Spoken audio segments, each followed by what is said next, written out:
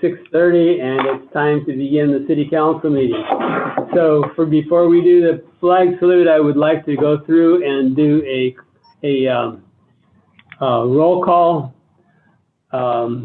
Say aye if you're here. Jason Beebe. Here. Janet Hutchison. Aye. Thank you, Janet. Patricia Youngman. Here. Gail Merritt. Here. Jeff Papke. Here. Teresa Rumble.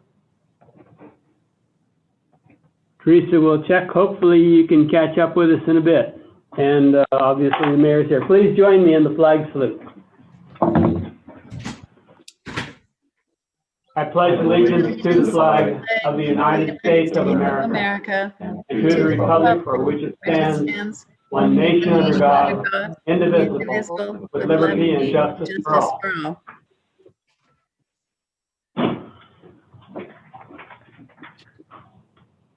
Mr. Forrester, are there any additions to the agenda? One slight change, Mayor, under visitors and appearance and requests, the Cook County Health Department, that is an update that we've been doing since the COVID issue came up, so that should be in council business. All right. That's all right with you, sir? Absolutely. That's the only change that I had, just a mistake in how we put that together on the agenda. All right, thank you. The consent agenda has been circulated of the regular meeting and of September 8th, 2020, as well as liquor license renewals. Are there any questions or concerns about the consent agenda?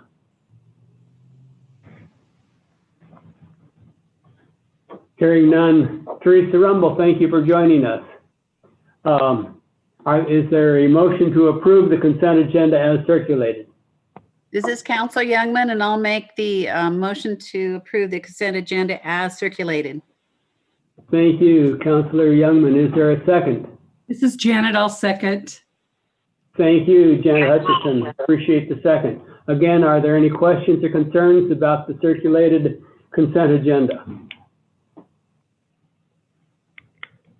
Hearing none, we'll do a roll call vote. Jason Beebe? Aye. Janet Hutchison? Aye. Patricia Youngman?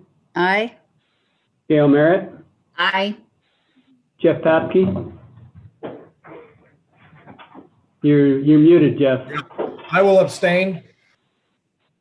Okay, thank you. And Teresa Rumble? Aye. Thank you. And the mayor votes aye as well. So we are unanimous with one abstention. All right. At this point, under council business, we are going to have an update from the Cook County Health Department on the COVID update. So, Vicki Ryan? Is Vicki Ryan here to join? Oh, yes. There you are. I see your name up there. Hi. Hey, Vicki, thanks for being here, Vicki. Oh, you bet. Sorry about not having video. I'm connecting remotely, so all it wants to show you is my empty desk at work. So our update today is the state dashboard is showing a total of 60 cases in our county with a current state of 32 active. This is not necessarily reflective of what we really have as active cases because OHA changed their tracking mechanism and they are requiring that our active cases stay on the books for 90 days after their test results. So at this point in time, we just have 4 active cases and we have a few that we are monitoring that if they become symptomatic, they will also be tested and then we'll wait for those test results. State numbers statewide, there's 30,995,000 cases, 529 deaths. Cook County has had 1 death. We had the first death in Central Oregon, but that's been some time ago. So we are doing some things right because our numbers stay relatively low. We did get 1 new case today, unlike Deschutes County and Jefferson County, where they have continued to increase their cases. They are contributing that to out of the area travel, out of Central Oregon area, Labor Day celebration, and community gatherings. A couple of things that we're looking at is With flu season ramping up, we have initiated our flu shot clinics. We are doing a drive-up clinic at the health department. You can make a scheduled appointment and you drive up, you call, you let us know. We come out and give you your shot in your car. We're offering that to all of the county and city programs and departments. And we are also going to individual businesses who call us and want us to go to their establishment to do the flu shots.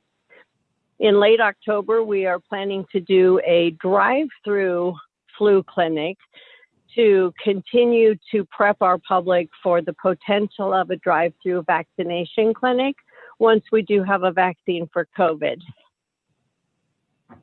Any questions so far? Any questions from the council? No. Some of the things that we're looking at is with Halloween coming up and the upcoming holidays is our messaging. So those of you who don't know me, I'm the Emergency Preparedness Coordinator for the Health Department here in Crook County, and I'm also the County PIO. So I sit on a number of different local and state public information officer meetings, and we talk about statewide messaging. And so one of the things we're talking about now is upcoming Halloween, because CDC has released recommendations against trick-or-treating. And then going on into the upcoming holidays of Thanksgiving, family gatherings throughout the rest of the year. So we are developing messaging around that. We've already started having calls coming in asking about trick-or-treating. And so we are reserving our answers until we actually get something out of the state. They're developing their messaging now. And that's about Vicki, all we... Yeah, Vicki, this is Steve. Did you touch on, or did I miss it? Could we talk a little bit about the school district and what's anticipated? I know we've got K through 3. What do you understanding the situation is for the rest of the school ages? K through 3 is secure and will remain in session at this point in time. 4 through 12, the state did not meet the metrics, and neither did our county, is my understanding. So we will have to reevaluate that in October. And so currently the 4 through 12 will remain with the online courses. And then potentially, if we can meet our metrics and not have any surge in our positive cases, then we could do a hybrid situation, or possibly even some back in classroom. But that's kind of a moving target right now. Understand. Okay, so early October, you're going to do that assessment, or what is the time frame in October? It's being reevaluated about every 2 weeks. So this information just came out this week. So it should be very early October that it'll be reevaluated. The state will reevaluate the overall state metrics to see if the state has passed the metric guidelines. For K through 3, it's dependent upon the county passing the metrics, and we passed our metrics, satisfied all of the requirements, so we were able to reopen. Unlike Deschutes and Jefferson counties in our neighboring district, they have not been able to open K through 3. So the state is requiring 4 through 12 to be under the state metrics, being able to be satisfied, and at this point it's not. Vicki, thank you. Do any of the council members have questions of any sort relative to the COVID? I have one, since we're on the school district, but doesn't Crook County qualify under the small schools because of the county population? So aren't our metrics a little different? It does for K through 3, and that's why we were able to open K through 3. But 4 through 12, or 4 through 12 is, the state has decided that that's going to be reliant on the state being able to match what is required for the metrics statewide. So at this point, unless they change the guidance and everything's a moving target, like I said, we will continue to be held to the state standard. One more quick question. I don't know if you guys are involved in this, Vicki, but I know the district sent the school board and the governor a letter requesting to basically be a pilot program. Do you know anything about that, and if there's any movement on that? I am not privy to that information at all. Katie Plum from our health department is the liaison to the schools, and she has not released any information to our incident command staff. So apparently there is no movement on that at this time. Vicki, thank you. Again, last call. Any additional questions? I guess the questions Okay. the questions I keep hearing are the presumptive cases, the numbers that are coming out through KTVZ. They're listing, you know, the positive tests, but then they're also listing these presumptive numbers. And so there's some confusion there on that. Okay, rightfully so, because it is very confusing. The presumptive case is someone who has satisfied the close contact criteria. So during the interview process through our communicable disease team, they determine whether someone is a close contact and has a higher probability of becoming positive based on their having been around someone positive, and they have to have symptoms. So if someone is symptomatic with all of the right symptoms based on the COVID list, and they are a close contact, we can actually classify them as a presumptive positive pending their test results. So all presumptives have been tested positive or tested and then awaiting their test results. And if they come back negative, then they drop off of the presumptive list. If they come back positive, they remain on our active list and just move from presumptive to active. So these people, you're getting in contact with these people when they're sick and go to the doctor, or how are you finding the presumptive cases? So we get a confirmation from the lab. It is reportable to the health department. Anytime someone tests and the test comes back positive, we immediately contact that person and get a list of all of their contacts. And then those contacts are interviewed, and we determine how close of a relation they were to this positive case and whether they're symptomatic or not, and what the requirements for them going forward would be. If they do come to be symptomatic and they were a very close contact, say someone in the same household or someone sharing the same office at work, then we classify them as presumptive and ask that they be tested as well. One last question, I'm sorry. Go ahead. How cooperative are you finding people in the interview process in Crook County? Very cooperative. Sometimes the interview is lengthy because the number of contacts can go from anywhere from 2 to up to 30. Earlier in the year, we had one positive case that had 30 contacts. So that ramped up our staff right away, and we trained 6 additional staff members to help with those interviews so that we could spread that workload out a little bit more, and we could effectively reach these people in an appropriate amount of time, which is 24 hours based on the state's criteria for us.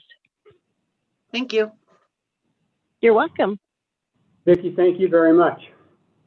You're so welcome. Anytime. Thanks, Vicki. Thank you. Appreciate it. All right, let's move on. Under council business, consideration of sale of real property.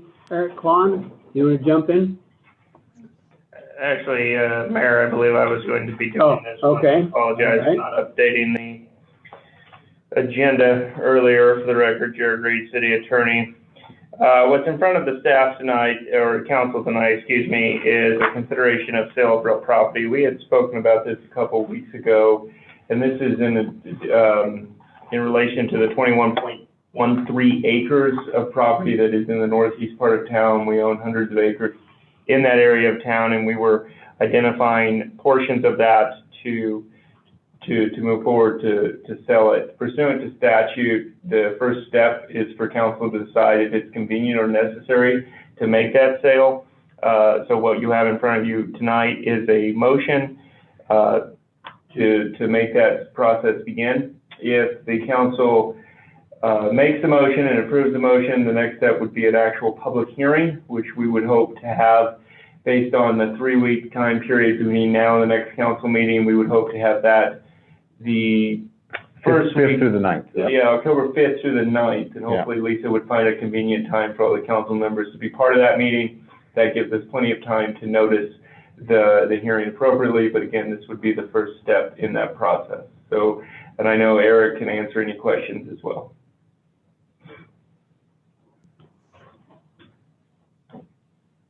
Eric, you want to chime in? Or do you have anything to add? No, I think Jared did a fine job. We had provided an update at the last executive session, so I think we're good. We're happy to answer any questions.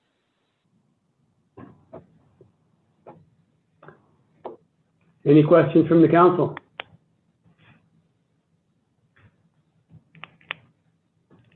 I thought it was quite telling that the appropriateness of moving forward on this issue of sale of that particular property. So we do have a proposed motion. If anyone would like to move forward with that, I would appreciate it. Mr. Mayor, Councilman Papke, I move that it is convenient for the city of Prineville to sell 21.13 acres of real property identified as tax lot 141-600-1600, and that a public hearing be scheduled and appropriately noticed. Thank you, Councilor Papke. Is there a second to that motion? This is Teresa. Oh, go ahead, Jason. Councilor Beebe, I'll second that motion. Thank you, Councilor Beebe. We don't even have to sit next to each other. We have a motion with a second for the proposed sale of the property. Are there any concerns or discussion? Hearing none, we'll do a roll call vote. How do you say, Councilor Beebe? Aye. Councilor Hutchison? Aye. Councilor Youngman? Aye. Councilor Merritt? Aye. Councilor Beebe or Papke? Aye. And Councilor Rumble? Aye. And the mayor votes aye as well. So that motion is passed. We will, or Lisa will be in touch with us and coordinate a time for a meeting during that week as of the 6th through the 5th through the 9th. So thank you very much. And we will move on to the approval of draft council letter to Ochco National Forest, Janet Hutchison and Teresa Rumble. I don't know which one of you wants to take the lead on that, but the letter was submitted to all of the council members to read. Janet, do you want to take the start? Sure. I hear a lot of static. Are you guys having problems there, or is it here? No, I hear it. It's gone now. Yeah. Okay. So on that letter, I just wanted to highlight a couple of things, and it's that we support the elimination of the 21-inch limit, and that we suggest that they elect an alternative based on science and proven experience, and they balance it with flexibility and accountability measures. And we want it to enhance our local economy. And we would like them to do monitoring we want them to complete monitoring to substantiate that the Forest Service attained their desired results, and if not, what needs improvement. And based on all of that, then we selected alternative 2 of the draft EA. Teresa, did you want to add any more? So it's interesting because alternative 4 and alternative 2 are very similar. Alternative 2 has a little bit more of the monitoring and the protocols, and has a little bit more of keeping the Forest Service kind of required to do reports and progress in these projects. Alternative 2 is actually the Forest Service's preferred alternative. Alternative 4 is something that the Natural Resource Committee chose. The Forest Service told us that they chose alternative 2. There's going to be, I would say, a 95% chance that this is going to go to litigation. So they chose alternative 2 because it does have that added monitoring and reporting portion to that alternative. So that's kind of why when Janet and I kind of discussed this, alternative 2, like I said, is Forest Service's preferred alternative. It's also it eliminates the 21-inch rule, but it also has the metrics that need to be measured along the way. I just think that the city really needs to jump behind this and get in on the comment period on this. I think it's really important for our local government to support the Forest Service in getting people back in the woods, getting these jobs moving, getting the forests cleaned up. We have a good example of kind of what's going on with the conditions of the current, what our forest could look like very easily by what's happening over in the west side. And we don't want that. We don't need that. There's preventative ways to keep that from happening. And I just think as a council, we need to support this. One thing I'm not sure if we need to add to this letter, and I'd like a little bit of input on this now that I'm reading it sitting in front of everyone, or sitting in front of my computer in front of everyone. I don't know if there's something in there that should make a mention as to the full council has approved this letter, instead of just being signed by the mayor. And it says the city requests that the Forest Service utilize in the last paragraphs, but I don't know if maybe this is something where we need to possibly add the full council has voted on this letter and agrees to the comments.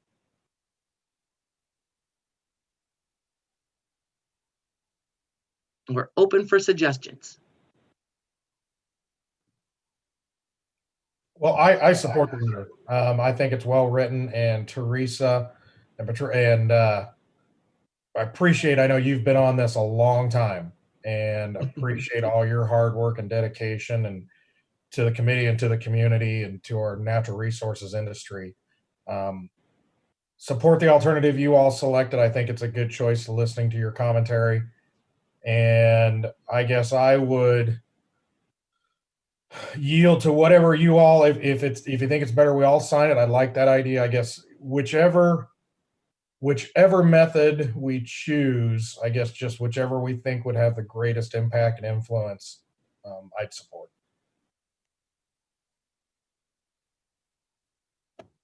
I agree with exactly what Jeff said, and I like the letter. This is one of the things that I actually ran on 10 years ago, was wanting to put people back in the forest, having been a family that was our livelihood up until the mid 90s. And I would love to see it. I take pictures every time I go hunting. Exactly, Teresa, what you just said, what our forests look like, how easily it would be for them to go up in flames. And I share those with Congressman Walden.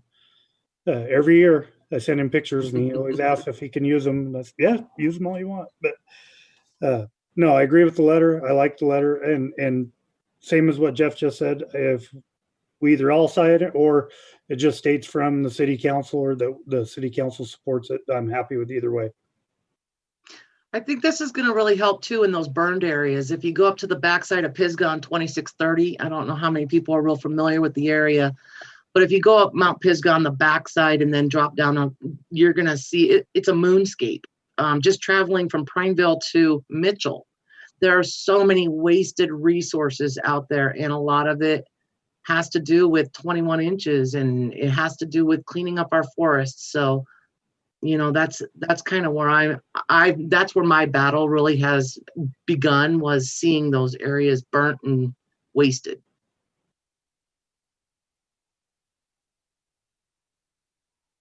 So I guess we need to figure out, I haven't heard from Patricia or Gail. I guess we need to come to an agreement on how we want to sign this. So Teresa, this is Counselor Merritt, and I agree with the letter, and I'm good either way with the mayor or the city council, whatever makes the most impact. And I agree with what Jeff and Jason have both said, their comments. This is Patricia. I thought the letter was just absolutely spectacular, well written, and just succinctly to know forest management. I mean, it was beautiful, and I will go along with, signing with the city council individually, but definitely we need to get those jobs going, and we need to get our forest cleaned up. Jared, is this something that we need to actually vote on, or do we just need to come to a consensus?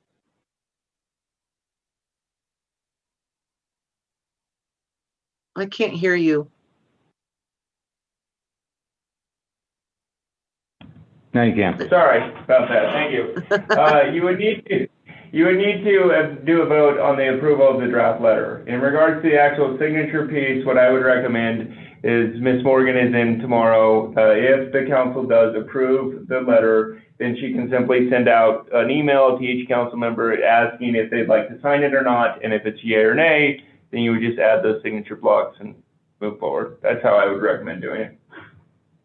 So do you think that on that last paragraph, adding, the city council voted unanimously to submit this letter in support of, would that suffice versus getting everyone's signature, or which way do you think? Well, the city council is not mentioned in to my, looking at this letter, I don't see the city council being mentioned at all. That's what she's asking. Yeah, and it's not, and that's why I'm asking if we change that last paragraph around to show that the city council voted, whether the vote comes out, sounds like it's going to come out unanimously. I'm just assuming, the city council voted on 9/22 in their regular meeting to submit these comments and something to that effect. Would that carry enough weight versus because of the situation we're in with everybody's signature? Yeah, if you would rather add or amend something to the effect of with the unanimous support of the city council, comma, the city requests that the FS utilizes.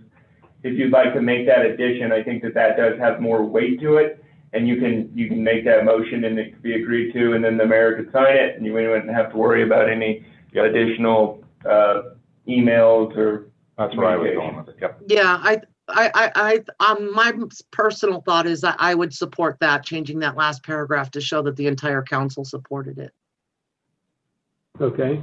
Would you like to put that in the form of a motion then, that we can move forward? Sure, I'll make a motion. Can I do that since I helped write it? Certainly. Okay. I would like to make a motion with the amendments that we discussed to forward the letter to the Ochako National Forest in support of the East Side Screening EA.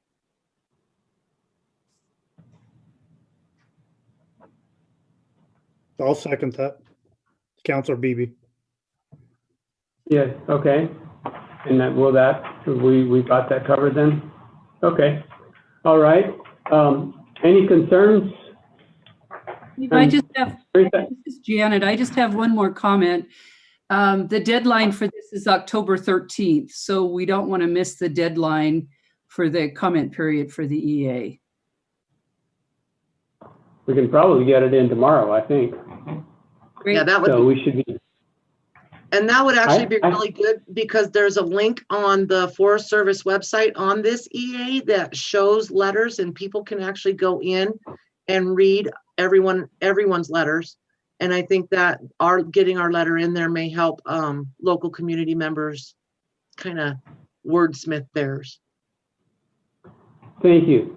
I do have one question, because when this came up originally, and I was discussing it when I was in other committees, they were talking about the white fir in excess of 21 inches in immediate proximity to ponderosa pine that were 21 inches, and taking the white fir out, but it wasn't across the board 21 inch. And I'm not seeing any differentiation, just that throwing out the 21 inch rule in this letter. Am I understanding that correctly? So and Janet read this word for word. I did not have time to read the 100 and some page EA. I got a lot of my information from the Forest Service during their presentation. My understanding is that the white fir and other species will be priority, but their goal is, and that's in the alternative 2 also versus the alternative 4, the goal is to protect old growth, but has the option to remove over 21-inch ponderosa pine due to disease and beetle kill and infestations. So if the tree is dead or dying, then this 21-inch rule will allow them to remove it, where now they can't. You just have to let it fall. Thank you. That's what I was hoping that I interpreted correctly. I just wanted to hear it from you. So yeah, the focus is to try to maintain the old growth as much as possible, but with the common sense of removing it when it needs to be removed. Perfect. Okay, well, we have a motion that's been seconded. Are there any other questions or concerns? Let's do a roll call vote then. Jason Beebe? Aye. Janet Hutchison? Aye. Patricia Youngman? Aye.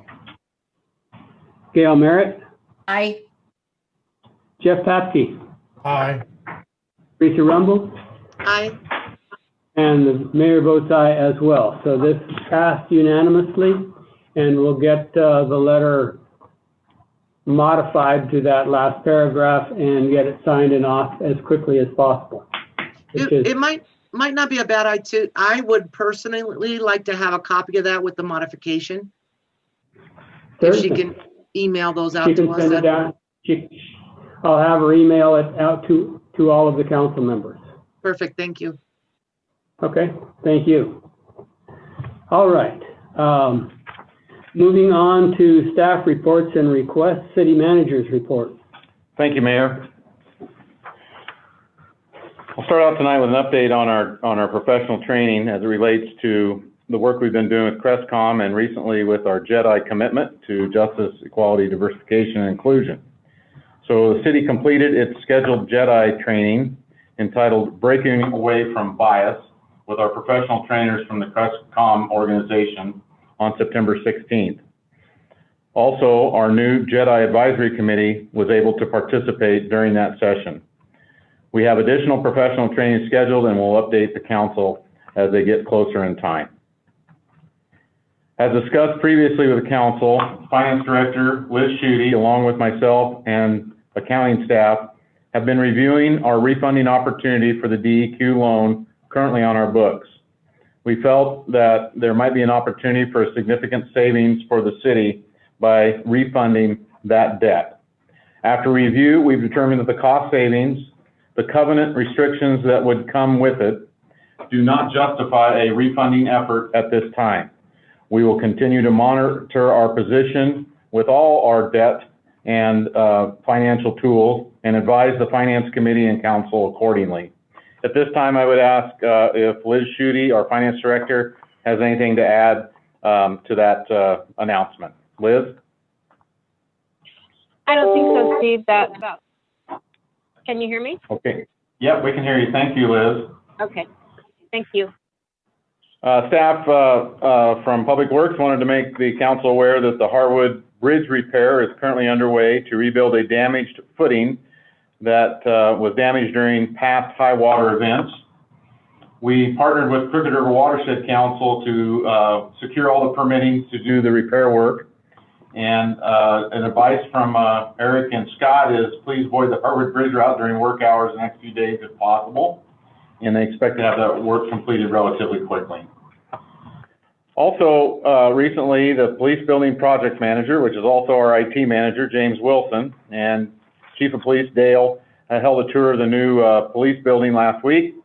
And the building is really starting to take shape, and it's the project being on time and within budget. And we expect to have occupancy of that building no later than May of 2021 per the chief. And then finally tonight, I'd like to ask Kelsey Lucas, our EDCO area manager, has a quick update she'd like to share with the council tonight as part of the manager's report So Kelsey, if you're ready to go, we'd love to hear your update. I'm ready. James, are you ready for me? Or can I share my screen?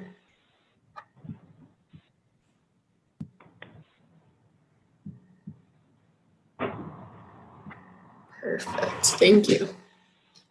So Steve asked if I could do a final update on the grant program at City Council for you guys tonight. Since that just wrapped up, we sent out, Kim just sent out the last 4 award letters. We had a lot smaller phase 3 round.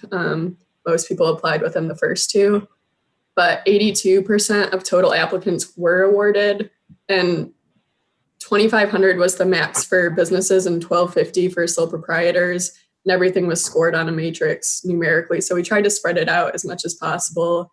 Some people applied twice in different rounds, so we didn't award people multiple times unless they applied for the COIC portion from Business Oregon.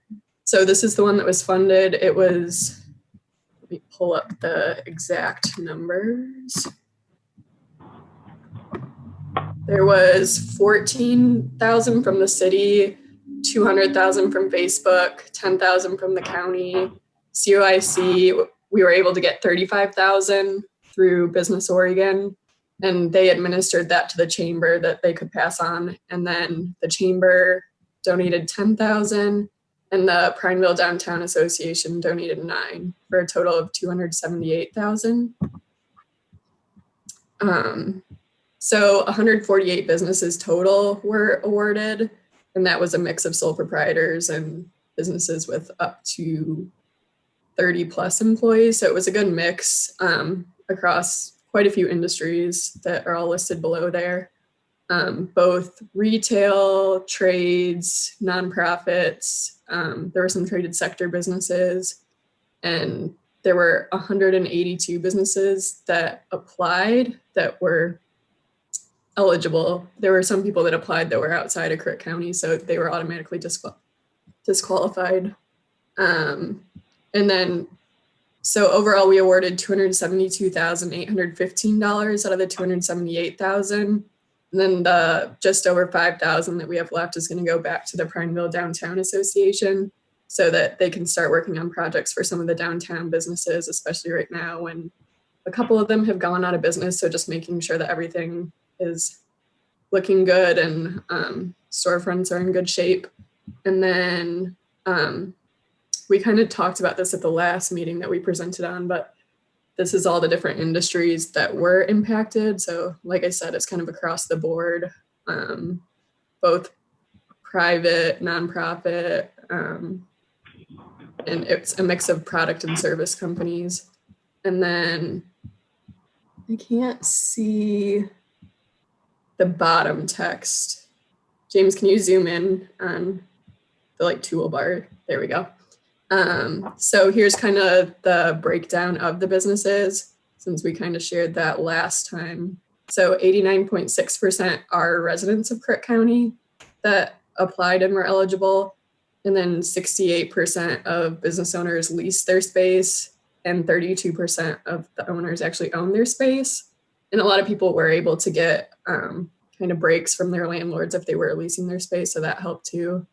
And then 57.7% of businesses remained open throughout the entire period of mandated closures, either online or with reduced hours, reduced staff. People definitely got creative during that time, so it's been impressive to see how people have kind of shifted their operations and then readapted in phases as things open back up. So overall, it was pretty successful, and thanks to the city and everyone else for your guys' donations. It made a huge difference for all the businesses, and a lot less applied this round, so that's a good thing. Kelsey, do you have any idea how many businesses have actually closed and are not reopening in Crook County or in Prineville? I've only heard of a couple that had already planned on closing anyways. A couple restaurants, they had planned to close in the next couple of years, so the timing just kind of worked out where they stepped back from that, but none where they were very much against it or kind of ran out of options. So that's at least encouraging. That is encouraging. Any questions from council members of Kelsey? Well, I just like to say, Mayor, that, thank you, Kelsey, thank you, Brian Iverson and the downtown committee, Kim Daniels at the chamber, and I'm sure I'm missing a lot, Kelsey, but I know all of you work together with Business Oregon, work together with folks, our partners up at Facebook, to secure funding through, William Marks and Ristine and Andrew up there. So, this was really a community effort. A lot of people were involved. I know that you were one of the leaders in that, Kelsey. So thank you very much. What a success story. And I know you changed the trajectory of a lot of our local businesses with these funding opportunities. So yeah. What a great job. Very good. And definitely give Kim a big thanks because they wrote a lot of checks. Yeah, they did. Yeah. So there was a lot of work and a lot of effort by multiple people to make this, bring everybody through this. So thank you. And thank you for your report, Kelsey. That concludes my manager's report, Mayor and Council. Are there any questions?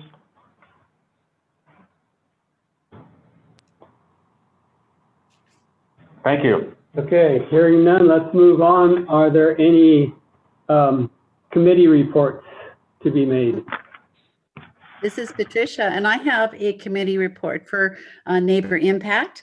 I went to the last board meeting, and they've been very busy during COVID-19. One of the things that they started out talking about the Head Start program, and they were very proud to announce that they are opening from 449 spots. They're increasing up to 776 spots. So with that being said, they're looking for new classrooms in Prineville, Bend, and Redmond, and they're increasing how many children can go to Head Start. They have opened here in Prineville, but they're still doing the virtual in the other Redmond and Bend and the other spots in Sisters and Lapine. So that's pretty exciting. But in doing that, they're having to hire new staff. They're also increasing their kitchen size so they can feed from, they're going up 49% on, feeding kids and providing for them. So that's really good news. The other thing that they have started, which is just amazing, with the CARES Act, the rental assistance, they have in Central Oregon, they have obligated funds of $2,290,000 to Central Oregon in rental assistance. So that was really amazing, that large number that they're helping Central Oregon. So, and they have 85% of that, the funds that are out there now helping. So that's great news. The other thing is they're starting an actual mortgage assistance. So if anyone is in need of help in Central Oregon on their mortgage, look into Neighbor Impact site and you will find how to get in and who can qualify. And it's just really exciting because there's not very many organizations in the state that are actually helping with mortgage assistance. So that's really great news. Not only have they been busy doing all that, but with the food bank, they usually get one semi a week of food before COVID started and distributed out to, and now they're doing 5 semi truckloads a week, and they have stepped up and had many volunteers help to distribute. So that's just amazing to me. So all of those, and the best news is the Empty Bowls fundraiser. This is, they're going to be selling their tickets starting October 1st, and you can go on to their website, and it's going to be virtual this year. So it's kind of exciting. So be sure to look for that and get signed up. And that's my committee report. Thank you, Councilor Youngman. Are there any other committee reports? Mr. Mayor, Councilor Pat, we have a couple of quick things. And I know the city is highly involved with the Crooked River Roundup. and the horse races. And I only mention that because many of you know this past weekend, or might have realized there was a rodeo in Central Oregon over in Redmond. And it was really neat to see the Crooked River Roundup come together with the High Desert Stampede and the Sisters Rodeo to put on a rodeo that was incredibly safe for the attendees. It was an amazing event, probably the closest thing as far as quality in participants and contestants, as well as stock, since I went to national finals. And again, I know we've got a lot of people from the city involved that volunteer for that. And I think that was just really cool that we couldn't have one, but we came together. We couldn't have one in Prineville, but we came together to do one. And just thanks to everybody that made that happen. And then kind of along the lines of what Patricia was talking about as far as feeding the hungry, and thanks to the county for some help they're giving us. You might have seen that the local FFA alumni is having their potato harvest this Saturday. We're hoping to pull over 10,000 pounds of potatoes out of the ground. And we've connected with food banks in the valley. And we're going to be donating our harvest to those food banks with the goal of helping feed both the first responders along with all the folks that were impacted by the fires, to do our part from Central Oregon. Kind of feel like we're not doing a lot helping them. And so this is our way of giving back to them. And if any of the council would like to join us, 8 o'clock, Barnes Butte Road, just follow the line of traffic, we're hoping, and you can come. We're digging the potatoes. We just need people to help pick them up. We're going to put them in sacks, big 2,500 pound capacity sacks, and they're going to come get them next week and take them to the valley and distribute them to food banks and to the different groups that are serving meals to those that are homeless, those that are impacted, and those that are on the front lines, helping those fighting fires, first responders, etc. Jeff, that's an annual harvest, isn't it, that you do? Yes, it is. Well, great. Congratulations on moving that forward. Are there any other announcements or committee reports? I do need to report that I was tapped to serve on a new state body, which is the Regional Equity and Recovery Committee. And we have yet to have our first meeting, but that's going to be probably a year-long or continued effort. Don't know what the parameters are on that yet, other than the committee's been established. So we'll move forward with it. I have no other committee reports. So with that, let's move on to resolutions. And resolution number 1458, providing the city authorization to efficiently minimize or mitigate the effects of COVID-19. Mr. Reed. Thank you, Mayor. Dear agreed city attorney, before council tonight's a resolution that will continue to allow the city to be able to have policies and procedures in place to help with this pandemic. We've already heard a lot of presentations tonight about the work that we've already been doing.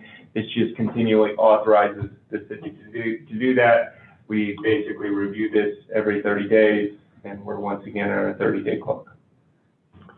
Are there any questions? Is there a motion to approve resolution number 1458? This is Councillor Hutchison. I'll move to approve resolution 1458. This is Teresa. I'll second it. Thank you, Councillor Hutchison and Councillor Rumble. Okay, resolution 1458, City of Prineville, Oregon, a resolution providing the City of Prineville authorization to efficiently minimize or mitigate effects of COVID-19 pandemic. Are there any questions or concerns?